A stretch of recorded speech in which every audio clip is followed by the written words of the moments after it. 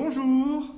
Alors, on va vous donner les prénoms. Voici Sauve ta Réa, un jour elle te sauvera. Voilà. Vous pouvez le dire ensemble? Allez. Sauve ta Réa, un jour elle te sauvera. Alors, nous sommes en présence. Je vais prendre les prénoms. Bonjour. Françoise, aide-soignante. Michel, infirmière. Parlez bien fort, s'il vous plaît. Florence, infirmière. Sarah, aide-soignante. Sandrine, infirmière. Fanny, ASH. Bonjour à toutes. Donc, vous allez manifester demain, mardi. C'est un mouvement national pour la réanimation. Donc, il y a plusieurs revendications. Est-ce que vous pouvez nous expliquer l'état actuel, parce que le Covid a beaucoup perturbé et bouleversé l'AREA. Comme vous le dites si bien, la crise du Covid a mis en exergue de nombreuses difficultés rencontrées par les soignants en réanimation. Raison pour laquelle nous manifestons demain devant l'hôpital puis à l'ARS pour rejoindre le mouvement national. Nos revendications sont de deux ordres. National bien évidemment, donc avec une demande de revalorisation de la spécificité infirmière, de la reconnaissance de nos compétences en tant qu'infirmière, aide-soignante et ASH. Aujourd'hui, vous êtes payée en tant qu'infirmière. Il n'y a pas infirmière Réa sur votre bulletin de salaire. Ce n'est pas reconnu. Pas du tout. Pourquoi? Justement, là, le problème, pourquoi? On aimerait savoir. C'est avéré que pendant la crise du Covid, n'importe quel infirmière ne peut pas venir travailler en réanimation. C'est compliqué la Réa, c'est très technique. C'est technique, il y a beaucoup d'appareillage, les prises en charge du patient sont très très lourdes. Il faut une formation longue. Il aimerait. On aimerait. Il serait souhaitable. Elle n'existe pas. Non. Là, pour le moment, la formation se fait sur le terrain. Et on s'aperçoit que la crise de Covid a permis l'ouverture de plus de lits de réanimation. Donc, bien évidemment, un besoin de personnel supplémentaire. Heureusement, et merci à eux, beaucoup de gens sont venus nous aider.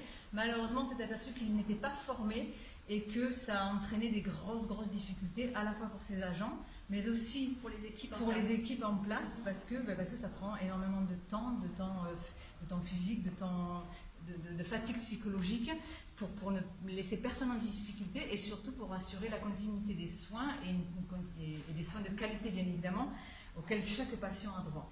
Au niveau du nombre de lits, par exemple, il y en a 12, un lit de Réa sur Béziers, vous me corrigez si je me trompe, le compte n'est pas bon, selon vous. 12 lits de réanimation qui ont été transformés en 18 lits de réanimation Covid. À un moment donné, il y avait 18 lits Covid.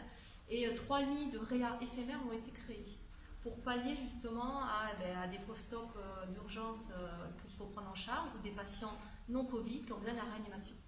Et grâce aux IAD, donc aux infirmières anesthésistes, les IBAUD, ils ont pu ouvrir ces 3 lits. Alors l'AREA, c'est chronophage, vous me l'avez dit en préparant l'interview, une personne comme vous peut rester auprès d'un patient 6 heures, jusqu'à 6 heures, et ne peut pas sortir, ne peut pas aller uriner, ne peut pas s'alimenter. Est-ce que c'est vrai? Non, dites pas c'est extrême. C'est extrême. Donc il y a des prises en charge tellement aiguës que ça peut nous prendre jusqu'à 6 heures dans une même chambre.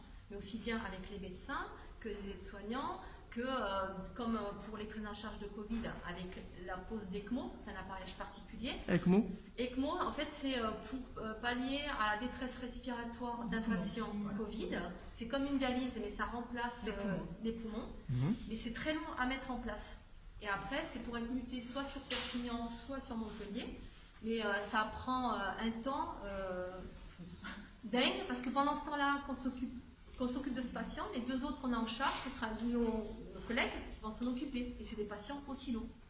D'où dans nos demandes, le respect du ratio soignant-soigné, pour justement pouvoir faire face plus facilement, et puis pour une prise en charge plus efficace.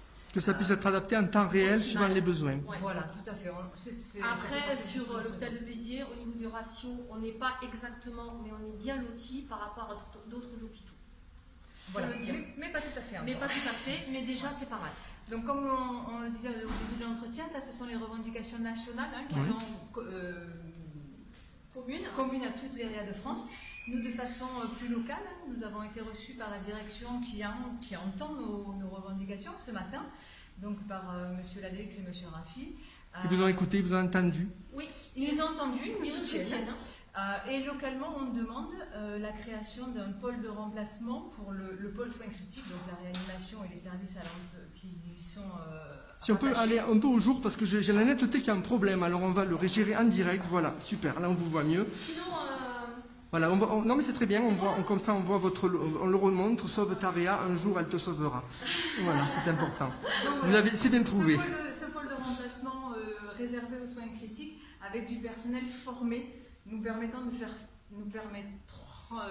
faire face à la fois à la crise sanitaire, qui même si les choses semblent s'améliorer, nous, pour le moment, on n'est pas sorti. On n'est pas sorti d'affaire, mais aussi pour permettre à chacun d'avoir les vacances souhaitées et nécessaires, pour pallier au l'absentéisme quand il y en a. Dans quel état vous êtes aujourd'hui? Fatigué. Ouais. Motivé, mais fatigué. Fatigué chacune? Fatigué. Ah ben, un an, Et passionné pourtant par ce que vous faites. Oui, évidemment. Obligé. Sinon, on ne peut pas faire ce métier. C'est exigeant. Oui, mais si vous n'êtes pas passionné, vous ne pouvez pas. Moi, c'était 25 ans que je suis en réa. 25 ans. Oui, voilà. Et alors, votre l'année vie prochaine. Et contente d'être en retraite. Ça a mal évolué, content d'être en retraite. Et ça a beaucoup évolué, oui. En négatif. 26 ans. En négatif ou en positif? Il y a eu l'équipement a évolué. Les deux. Moi, j'aurais les deux. Ouais. Au niveau technique, ça a bien évolué. Ça a Les prises bien en charge ont évolué. évolué favorablement. Même au niveau du travail, on n'est pas laissé pour compte. Mais c'est vrai que cette crise de Covid a montré que notre spécificité, il fallait vraiment la reconnaître parce qu'on n'est pas substituable. Hein, c'est ça le truc. Et elle n'est pas reconnue, c'est quand même énorme. Mais là, on se bat pour être reconnu. On se bat pour être reconnu. Nous sommes des infirmières spécialisées en réanimation avec sa technicité, mais pas que sa technicité. C'est une prise en charge aussi des familles qui est énorme. On rentre des gens dont le pronostic vital est engagé. Donc ça entraîne un niveau de stress. Et là, grosse responsabilité. Il y a eu beaucoup de décès, ça a été compliqué. Beaucoup de des décès. vagues de décès. Ouais. Donc il faut gérer les familles qui sont seules, les familles qui ne peuvent pas rentrer, parce qu'elles sont Covid positives aussi. Comment on fait? Ils ne peuvent pas dire adieu à leurs proches. Ça a été très compliqué. Donc, Merci de nous confier tout ça. Et donc, les gens qui regardent cette vidéo, qu'est-ce qu'ils peuvent faire? Il y a des pétitions, parce qu'on ne se rend pas compte de cette réalité que vous arrivez à verbaliser aujourd'hui à cause de cette crise de la Covid.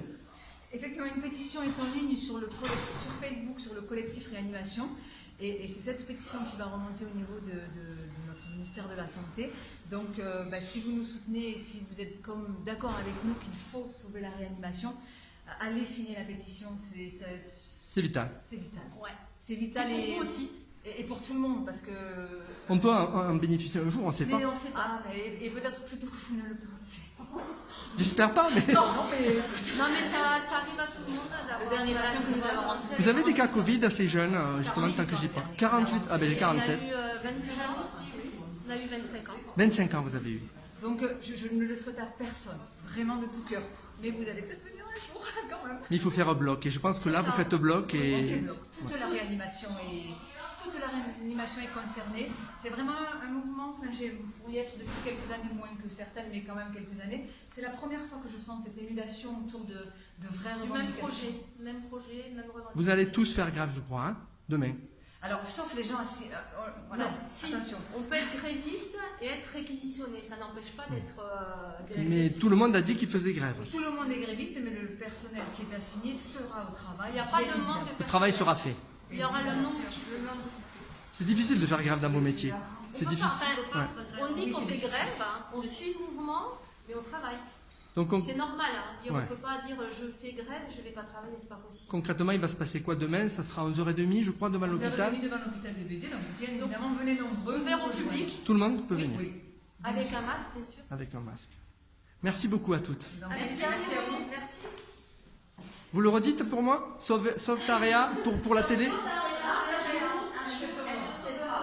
Merci beaucoup. Merci.